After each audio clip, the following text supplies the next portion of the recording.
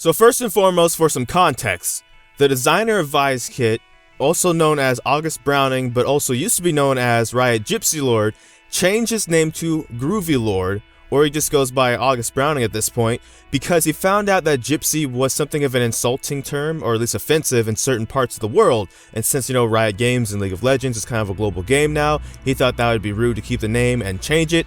But he also didn't initially get that name to be rude and offensive. His dog, when he was younger, was actually named Gypsy, so that was the idea behind there.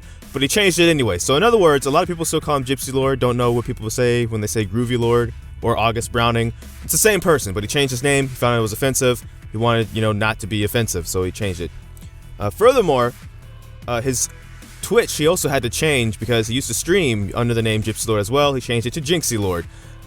So there's all those things now that you now have that information. So when we get into the rest of this video, when I refer to August or I say Groovy Lord, you now know who I'm talking about. So now to get into the rest of the video. Vi and how to deal with her ultimate. Because as an AD carry player, people keep asking me why I don't hate Vi's guts. Why Vi just isn't super annoying. I can't, not stand her and stuff like that. And to me, it's because I get it, right? The ultimate is annoying because it's a point and click ability that you can't dodge, you can't cleanse, you can't do anything against that. But for me, the thing is, unless she's building like full assassin, she cannot one-shot you with the ultimate. The thing about Vi's ultimate and Vi's damage in general is that the reason why she doesn't annoy me is because it comes in two parts, right? There's the ultimate, usually the gap close to you, and yes, it does damage, but the ultimate's job is really just as a reliable form to get to a target, more so than anything else. The rest of Vi's damage comes from the rest of her kit, her E's, her Q's, even her W for that matter if you're tanky enough. Like, there's no way, unless, again, she's building full assassin, that she's going to one-shot you with the ultimate. So even though the ultimate is point and click and unstoppable, it's not that annoying to me because I see her damage as, okay, there's the ultimate, and then if you can't touch me after the ultimate, then what are you going to do? Because that was your gap closer, your unstoppable gap closer for that. I just made a video last week when they did the whole Vi versus Jinx thing. I did a video about how to play against Vi as Jinx, and also how to play against Jinx as Vi. And pretty much on the Jinx side of it, you save your flame chompers. We're going to go over that one more time. You save your flame chompers, and if you have flash, it just makes it that much easier.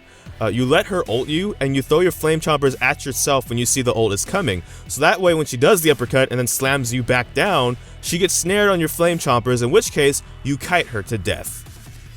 And that's why I say it's easier if you have flash up, because if she didn't use her Q, she might try and use her Q to get to you while you're kiting, and then in which case you can either flash away from that, or also just flash in like the other direction and juke her, and then she has no way to gap close to you, and then she dies unless she uses her flash, in which case, if she has to use her flash and her ultimate to kill you, I don't necessarily want to say that's worth because you still died, but at the same time she has to use a lot just to kill you. And that's the thing about Vi. If you can separate her ult from the rest of her kit when she goes in, it's really a hindrance to Vi and what she has to do afterwards. If she doesn't have flash and she ganks someone like a Tristana or Vayne who can then knock her away after she ults, she really doesn't have a way if she doesn't land the Q or doesn't even have the Q because maybe she used the Q to get in range to use the ultimate, then she's not going to be able to touch you. She's not going to be able to kill you, and then that's kind of it.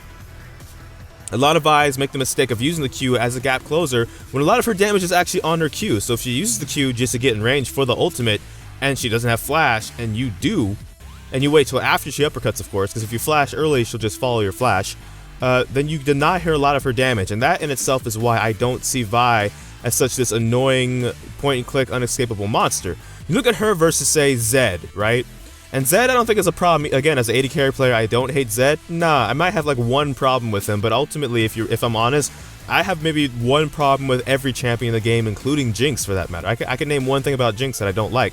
So that being said, I don't actually hate Zed probably at all. Maybe only 5% hate. Maybe. But he's the same thing. The reason I bring him up is because he's in the same boat. Is that if you get death marked, but you either knock him away or you just get away from him and he can't do the rest of his damage, he gets peeled off, then that's it. He ulted you, sure, it's a point and click, also, yeah, whatever. But he couldn't actually do the damage, stack the damage and do what was necessary to kill you, and in which case, then that's it. You got his cooldown for what? Nothing. It's the same concept with Vi though. Like if you, especially if you have your team around you. I was mainly talking about if you get caught out alone against Vi. If your team's around you, then that's why Vi isn't really played professionally. She's considered risky. She goes in and can't really get out. So if she goes in and then she gets peeled for, like they peel her off of you, that's it. And now she's went in and she might die and get blown up by your team. But beyond that, in 1v1 scenario, pretty much even if you're not Jinx, if you just have some sort of like hard CC, a snare, something like that, save it for after the uppercut, so you can snare Vi and then deny the rest of her damage. That is the best way to counterplay Vi's ultimate, is understanding pretty much that Vi's damage is in two parts. There's the ultimate to get to you, and then there's the rest of the kit to beat you up. And the reason I brought up Zed, same thing, kind of. If you get ulted, yeah, you can't QSS it, but if you can either get peeled or you can just deny him the rest of that damage. So don't stay in melee range trying to 1v1 him because you think just because he did the death mark by itself, you're already dead. No, he has to stack some damage. You have to wait for the shuriken to appear above your head. Run, for Pete's sake. Kite. Or don't even kite, just purely run. Make sure you can't do any of his damage. In which case we can also bring up Syndra, for example, because the thing about Syndra is a lot of people don't like Syndra, mainly because, again, point and click ultimate, but the thing about Syndra's is it really can one-shot you, even if you dodge everything else in her kit. If Syndra's ultimate was kind of the same as like Zed's, in which case, if you landed more like of her like orbs before ulting, then they will do more damage. Like the orbs maybe are like a debuff. If you got hit with a couple of those before she ults, then she could one-shot you.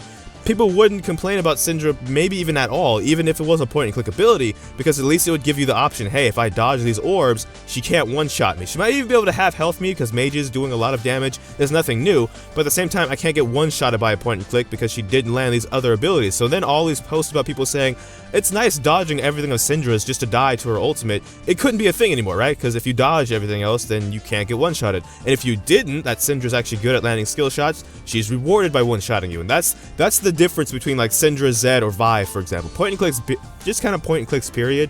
They've always been something of a controversial idea because it's like, hey, you get to do this free ability or free damage just from being in range of me. Is that really fair? Is that really something, like I can't dodge it if it has like a lot of range because it's a point and click, etc, etc. But again, some things are kind of necessary. I think Vi's ultimate, Zed's ultimate, and even Syndra's ultimate after they tweak it, I think those are kind of necessary things, right? Because in this game, you kind of need reliable ways, not rays. I mean, you could use reliable rays of the sun if you need some sunshine going into the winter, sure. But mistake aside, reliable ways to get onto certain targets. Because on one hand, you can't complain about how disgusting and like terrible it is to play against things like Vayne, Kog'Maw, and Jinx in the late game, but also then take away the things that are ways to just destroy them in the late game. Like 80 carries, again, we've been over this, they don't scale magic resist at all. So they either need to build magic resist items or they need magic resist runes and masteries.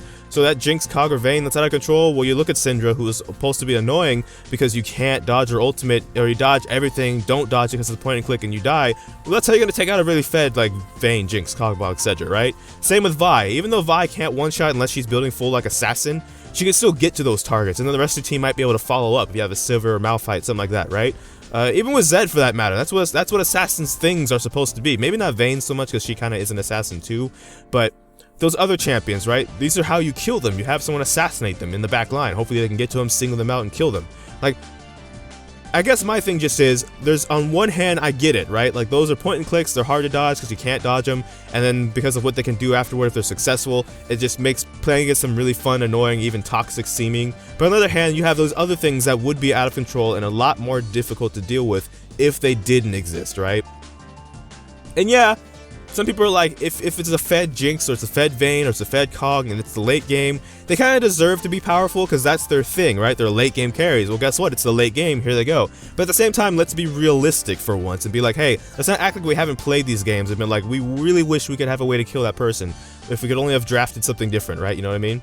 And I bring up August Browning once again, even though I said I kind of would bring him up more in this video, which is why I talked about him to begin with. But he was on his stream, and he talked about, because he was asked about the diver rework that's apparently supposed to be coming sometime next year, what would happen to Vi. And in his opinion, as a designer, pretty much absolutely nothing.